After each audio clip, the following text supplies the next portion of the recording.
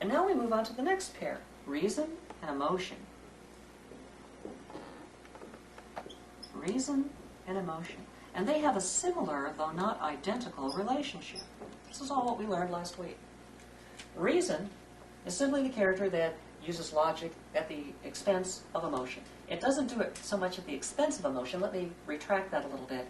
Reason is only concerned with what makes sense and does not even care whether it feels right or not.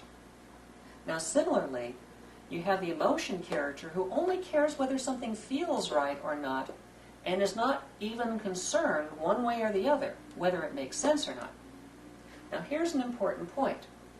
In our own minds, protagonist represents the self-starting force to get things going, to change things, to change the status quo. Antagonist represents that force in our own minds, that motivation to keep the status quo or to change things back to the way they were. In other words, this is kind of like the force for making something new and the force for maintaining things with inertia.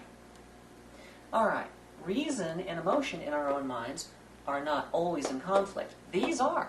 Protagonist is always in conflict with antagonist. The force to make something new or start something up is always in exact opposition, diametrically opposed to the force to close things down and maintain the status quo. But sometimes our reason and our emotion agree in our real lives.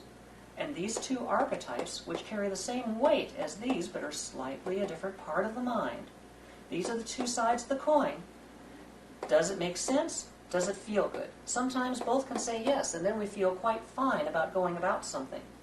Sometimes one will say yes and one will say no. It doesn't make sense, but it sure feels right. Or it makes absolute sense, but it feels all wrong. I don't want to do it, or I don't think that's would serve me, my feelings in the long run. I just don't like it. When they disagree, whichever one says yes and whichever one says no, then we have a conflict of a different kind. These are different ways of evaluating linearly, logistically, or emotionally, holistically, whether something is the way we want to go or not, whether it's good or bad, proper or improper. Generally, emotion will look at something and say it's good or bad, and reason will say it's correct or incorrect. These two characters also have a bonded pair, but it's not diametrically opposed. And later in the program, when we get down to the different kinds of relationships that you can have among characters, we'll see that there are 4 different kinds of relationships, and these are 2 of them. We'll describe them a little more fully when we can get down to that point in the story.